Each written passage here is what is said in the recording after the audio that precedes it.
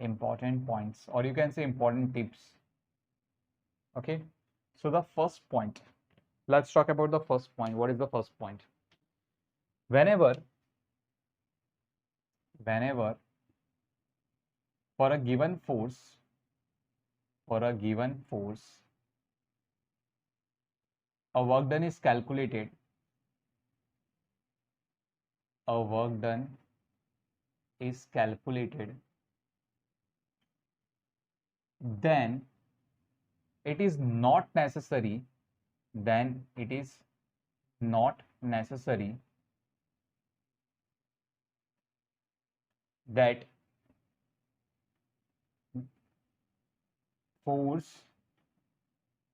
is the cause of displacement. Cause of displacement, very important point. Okay, इसका मतलब क्या होता है मैं आपको समझाता हूँ. Whenever for a given force a work done is calculated and it is not necessary that force is the cause of displacement. Okay, इसका मतलब समझते बच्चों, देखो ध्यान से. फॉर एग्जाम्पल, यहाँ पर एक टेबल है, इस टेबल के ऊपर एक ब्लॉक है. लेट्स से हम क्या करेंगे, इस ब्लॉक को पकड़ के उठाने वाले हैं. लाइक से इस ब्लॉक को मैंने यहाँ से पकड़ के यहाँ तक लेके आ गया, लाइक दिस. हमने इस ब्लॉक को एक displacement they the in the vertical direction. Let's say ये डिस्प्लेसमेंट था हमारा वर्टिकल डायरेक्शन में.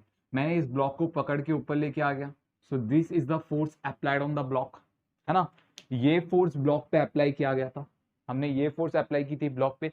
This force is the responsible for the displacement of the block. यही फोर्स जिम्मेदार था ब्लॉक के डिस्प्लेसमेंट के लिए.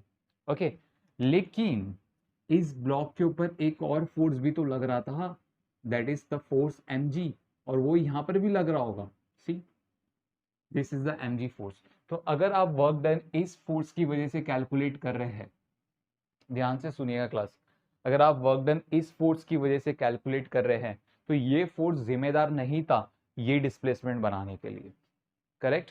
तो ये डिस्प्लेसमेंट बनाने के लिए कौन जिम्मेदार था, ये फोर्स F जिम्मेदार था. तो अगर आपको पूछा गया find out the work done by the gravity, तो क्लास ध्यान से देखोगे, work done by the gravity, work done का फॉर्मूला क्या होता है, force into displacement into cos theta. Correct. Theta is the angle between the force and displacement. Force सी mg नीचे की तरफ है, हम work done by the gravity calculate कर रहे हैं. तो ऑब्वियसली हम वेट लेंगे, क्योंकि ग्रेविटी जिस फोर्स के साथ खींचता है वो mg होता है ना. ग्रेविटी जिस जो भी बॉडी पे फोर्स लगाता है वो फोर्स कौन सा है, mg. तो F की जगह सबसे पहले तो आप mg लिख दो ताकि कोई कंफ्यूजन ना हो. S की जगह डिस्प्लेसमेंट. अब बात करते हैं theta. Theta is the angle between the force and the displacement. हमें पता है डिस्प्लेसमेंट की जो डायरेक्शन है वो कहाँ पर है, direction of displacement is in the upper direction. Correct. Displacement की जो डायरेक्शन है वो कहाँ पर है, अपर डायरेक्शन. और जो फोर्स की डायरेक्शन है mg, that is in the downward direction. तो दोनों के बीच में एंगल कितना बन रहा है, 180 डिग्री का एंगल बन रहा है. तो थीटा का वैल्यू कितना है, 180.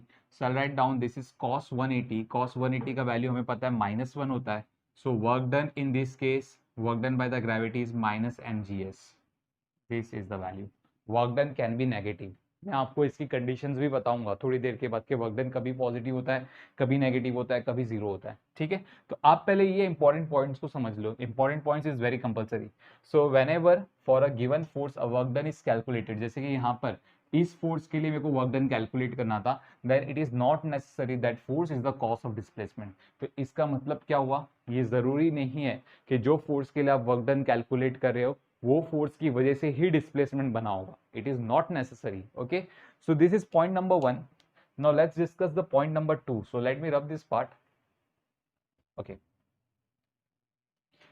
Point number 2, work done, write down, work done for a given interval, work done for a given interval, और बात कर सकते हो displacement, work done for a given interval or displacement, there is no instantaneous work done, there is no instantaneous work done.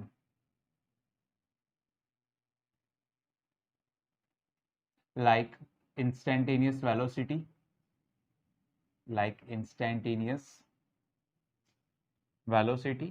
or you can say instantaneous acceleration, whatever. So work done for a given interval or displacement, there is no instantaneous work done like instantaneous velocity. इसका मतलब क्या होता है, work done के case में ऐसा नहीं होता क्लास कि इंस्टेंटेनियस वर्क डन क्या होता है, जैसे कि हमने पढ़ा है इंस्टेंटेनियस वेलोसिटी क्या होता है, इंस्टेंटेनियस एक्सेलरेशन क्या होता है, लेकिन वर्क डन के केस में ऐसा नहीं होता। For a given displacement work done हमेशा क्या देखता है, फॉर अ गिवन इंटरवल, जैसे कि यहाँ पर अगर मैं बात करूँ that this is the position A and this is the position B, work done को सिर्फ इंटरेस्ट होता है कि इनिशियल पोजीशन और फाइनल पोजीशन के बीच में डिस्प्लेसमेंट कितना है और उसके ऊपर फोर्स कितना लगा है। देयर इज नो इन ऐसा कुछ भी नहीं होता है कि इंस्टेंटेनियस वर्क डन बताओ बताओ इसी इंस्टेंट पे वर्क डन क्या है, ऐसा कुछ नहीं होता। ठीक है, तो ये हमारा सेकेंड पॉइंट है which you need to remember. So let's move to the third point. अभी हम थर्ड पॉइंट की बात करेंगे। For a particular displacement, for a particular displacement,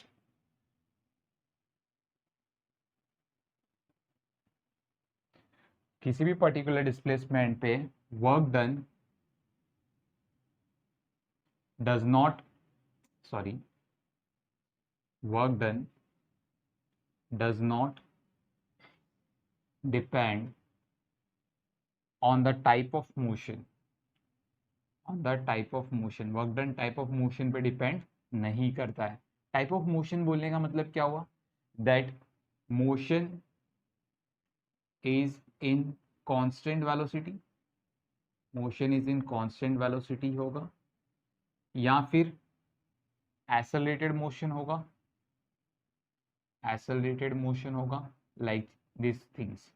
okay, तो यहाँ पर वर्क डन इन फैक्टर्स पे डिपेंड नहीं करता है कि मोशन किस तरीके का है, कांस्टेंट वेलोसिटी के मतलब बॉडी कांस्टेंट वेलोसिटी के साथ मूव कर रही है, या फिर बॉडी के पास एक्सेलरेशन है, या फिर जो बॉडी के पास एक्सेलरेशन है वो यूनिफॉर्म एक्सेलरेशन है, या फिर रिटार्डेशन है, या फिर नॉन यूनिफॉर्म एक्सेलरेशन है, ऐसी फैक्टर्स पे डिपेंड नहीं करता। ठीक है, वर्क डन के केस में सिर्फ हमारा इंटरेस्ट होता है फोर्स और डिस्प्लेसमेंट पे, हमारा इंटरेस्ट किस पे होता है, फोर्स एंड displacement पे। So this is a very important third point. For a particular displacement, work done does not depend on the type of motion, that is motion is in constant velocity, accelerated motion. Okay, so in factors पे depend नहीं करता है। Next, fourth point. So for a fourth point, for a particular displacement,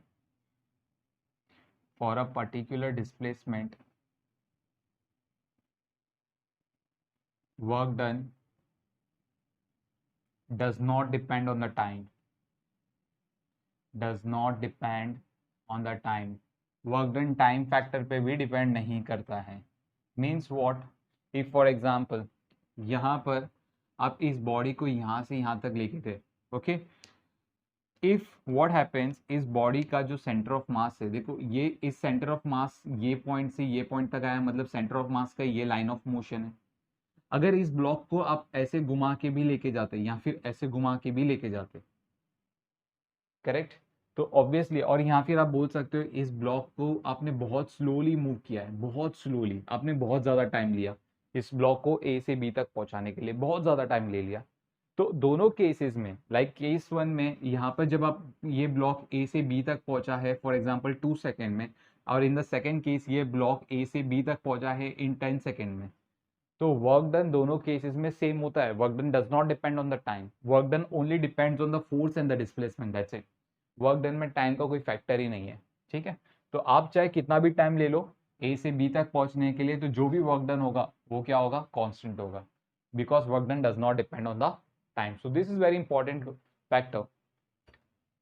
last point is also very interesting. whenever a several force acting on a body, then the work done for a given force, for a for a particular displacement, is independent of the other forces, is independent of other forces। ठीक है, तो ये सारी चीजें हैं whenever a several force acting on a body then the work done for a given force for a particular displacement is independent of the other forces। ठीक है, मैं आपको इसका मतलब समझाता हूँ। जैसे कि फॉर एग्जांपल ये ब्लॉक ए से बी तक आया है, इस ब्लॉक में ये फोर्स 20 न्यूटन का है अज्यूम करते हैं, और ये जो डिस्प्लेसमेंट है ये 2 मीटर का है। सो इस केस में जो वर्क डन होगा, we know the formula, it is F S cos theta, correct. F की वैल्यू कितनी है 20 न्यूटन, डिस्प्लेसमेंट कितना है 2 मीटर, और force and displacement is in the same direction. तो अगर दोनों सेम डायरेक्शन में तो ऑब्वियसली थीटा का वैल्यू 0 है, तो कॉस जीरो का वैल्यू होता है 1। 20 into 2 comes out to be 40 into 1 that is 40 joules. Okay, अब अभी मतलब मान लो ये जो ब्लॉक था ये आपका 1 kg का ब्लॉक था, ये जो ब्लॉक था ये कितने kg का था, 1 kg का। तो ऑब्वियसली mg का वैल्यू कितना हो जाएगा, 10 न्यूटन का फोर्स हो जाएगा इन द डाउनवर्ड डायरेक्शन। जो वर्क डन होगा इस सेकंड केस में, work done by the gravity you can say, force कितना है 10 न्यूटन का है, डिस्प्लेसमेंट कितना है 2 मीटर है, और दोनों के बीच में एंगल कितना है 180 डिग्री का, जैसे कि हमने पहले देखा है mg और डिस्प्लेसमेंट के बीच में एंगल कितना है 180। So 10 into 2 comes out to be 20 and cos 180 is -1। So ये हो गया -20 जूल्स। सी, मतलब जो वर्क डन इस फोर्स की वजह से था, वर्क डन जो भी इस फोर्स की वजह से था, इस फोर्स का कोई भी इफेक्ट उसमें नहीं आएगा। जब आप वर्क डन कैलकुलेट करोगे for a given force F, तो दैट वर्क डन, आपने इस फोर्स का वर्क डन कैलकुलेट कर रहे हो, ठीक है, तो ये फोर्स इंडिपेंडेंट होता है उस पर, ठीक है। मतलब इस फोर्स का कोई भी इफेक्ट इस कंडीशन में नहीं आएगा। Work done by the gravity, ये जो mg फोर्स लग रहा है इन द डाउनवर्ड डायरेक्शन, इस फोर्स का इफेक्ट इसमें नहीं आएगा। और जब आप work done by the gravity calculate कर रहे हो, ओके, तो उस केस में इस फोर्स का कोई भी इफेक्ट नहीं होगा। मतलब जब आप किसी भी फोर्स के लिए वर्क डन कैलकुलेट करना चाहते हो और बॉडी पे एक से ज्यादा फोर्स लग रहा है, तो बाकी फोर्सेस का कोई भी इफेक्ट नहीं होता है, इट इज इंडिपेंडेंट। सो यही आपका फिफ्थ पॉइंट है, whenever a several force acting on a body then the work done for a given force for a particular displacement is independent of the other forces. So these are the some important points that you need to remember, okay, for this entire chapter as well as for 2 years or long you can say, है ना। तो ये पांचों point आप copy कर लो फटाफट, उसके बाद हम देखते हैं what is positive work done, negative work done and zero work done. So please copy down this.